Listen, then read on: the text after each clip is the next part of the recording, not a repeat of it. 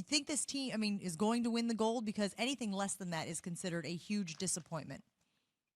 Well, I definitely think they're going to win the gold. I definitely think they're going to beat France. I felt they were going to beat Australia, and that's exactly what they did. I didn't expect them to have to overcome a 15-point first-half deficit, but give Australia credit. They knew they were going to play the United States. They planned for it for a long time. They care a great deal like that. They got an experienced veteran like Patty Mills to help lead the way, who dropped 15 points, and we saw that Drew Holiday had to ultimately put him on lock and key in order to neutralize what Australia was doing. But in the end, when you look at Team USA, let's just call it what it is. You know, when we look at the NBA as it's presently constructed, we've got a league that's over 70% black, but you've got a number of European players in the game. The game has been globalized, successfully so, I might add. And it's no longer going to be a cakewalk. Whether it's Spain, whether it's Australia or somebody else, these teams are gonna be able to give you a run for your money. That's just the reality of the situation, and you've got to pay attention to that. Team USA went into this competition not believing they needed bigs. And so as a result, they were severely undersized with Bam Adebayo and Draymond Green essentially as their bigs, unless you want to count JaVale McGee as somebody that's going to get some playing time.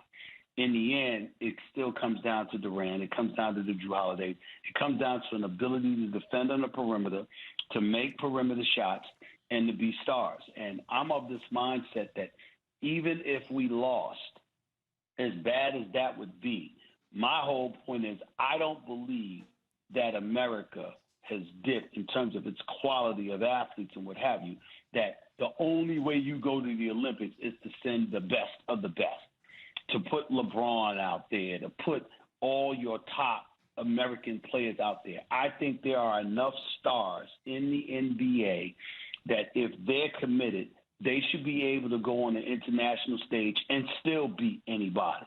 I truly, truly believe that. And so I'm happy that they're in the gold medal game. I anticipate that they'll win. And I'm happy. I'll be very, very happy if they pull that off, because everybody on that team is not a quote-unquote A-lister.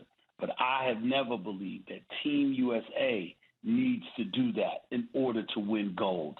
And I think it's important to send that message, just like it's important to send the message that it's not just one coach. I love the fact that Greg Popovich is there, and I hope that next go-round it's another coach there. I was adamantly opposed to Mike Krzyzewski coaching the Olympics in 2008, 12, and 16. I didn't mind him doing it one, but I thought it gave him a clear, decisive advantage as a collegiate coach to be coaching Team USA. That was to the detriment of opposing collegiate coaches that had to compete with him from a recruiting standpoint and otherwise. I didn't think that was fair. And I think that when you look at the athletes and I think that when you look at the coaches, we're so great, we should be able to send new guys every 4 years and still win. That's how I feel about it.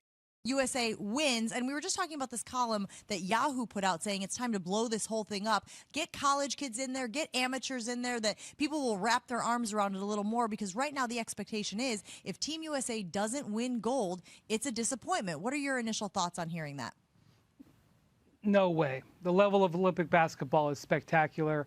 Right now, you've got Slovenia and France. They're playing right now. It's the first quarter. Luka is playing spectacular. He had 10 points and 5 assists in the first quarter. They're beating the French. Just because the Americans are doing well, it doesn't mean it's not good basketball. The Australians played really well today for a while. Kevin Durant was just better. And, if you don't want to see a guy like Kevin Durant play in the Olympics, I don't know what to say to you. You want the highest level of basketball. You want the countries, sending their best, representing their best. You don't want to go backwards. I think it would be a terrible mistake. And quite frankly, college players are playing 1 year in college. So what's a college player? A college player is what? You happen to get him in that 1 year. So what? If you're not 19 years old in an Olympic year, you can't play in the Olympics. Quite frankly, it's a ridiculous premise. We've already talked about it too much. That's what I'm talking about. I couldn't have said it better myself, Wendy. But who would you rather see in the gold medal games? Would you rather see the rematch, or would you rather see Luka versus this USA team? Man, listen, guys, if you watching the Slovenians play, it's kind of crazy, because everybody's double teaming Luka, right? He scored 48 points in his first Olympic game a couple of weeks ago. So everybody's like, look, I'm not letting this dude put up 50 on us. We're going to shut him down. Well, every time you throw a double team, he's got a countermeasure.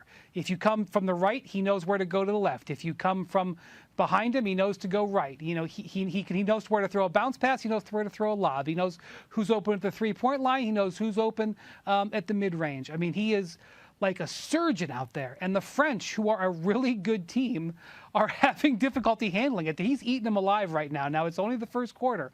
He's eating them alive. And I'm just going to say this. Luka is 17-0 playing for Slovenia. And, okay, this is their first Olympics, but a couple of years ago when he was like 17, they won the Euro Championships, which is the hardest tournament outside the Olympics really to win. It's an absolute meat grinder. I would even say it's harder to win than the World Championships because there's no easy games. So playing 17-0 Luka, which is 18-0, I guess he would be if they win, I mean, that would be incredible. Brian Windhorst joining us on the Goodyear Hotline. He, of course, is our ESPN NBA insider. If you're wondering what that game looks like right now, Slovenia and France are currently tied in the other semifinal.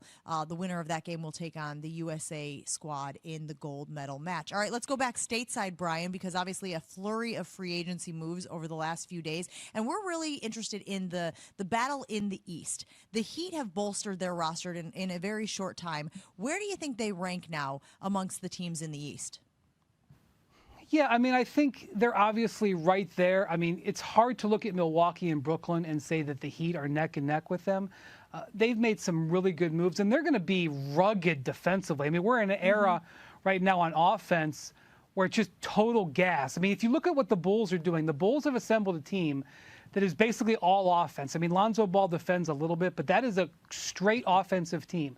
And then you look at the Heat, and you look at P.J. Tucker and Jimmy Butler and Kyle Lowry. These are guys who are going to knock you around and bruise you on defense. So they're going a different direction. But I will say that I think a key for the Heat is Tyler Hero. Tyler Hero had a spectacular rookie season, was awesome for them in the bubble. They made the finals. Last year he had a sophomore slump.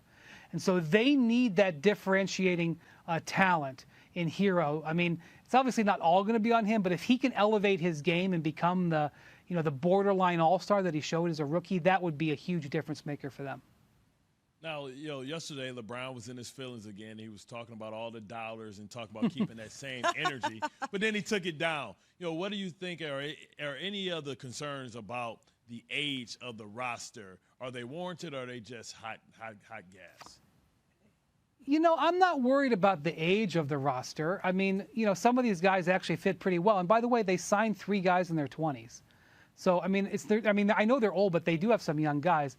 I'm concerned about their defense because the thing about it is, as much as we talk about Anthony Davis and LeBron, and obviously those guys are the drivers, but the Lakers have been a great defensive team. They were a great defensive team when they won the title. They were a great defensive team last year when they were a high seed before LeBron and AD got hurt. And they've basically flushed that roster. And most of the guys they've brought in are not known for their defense. Certainly Russell Westbrook is not. Certainly Carmelo Anthony is not. And so this is really going to be on, AD and LeBron to defend their positions well because they're going to have to play bigger with the way this team is designed. And it's on Frank Vogel. It's a lot of pressure to see if his defensive system can hold up with less talent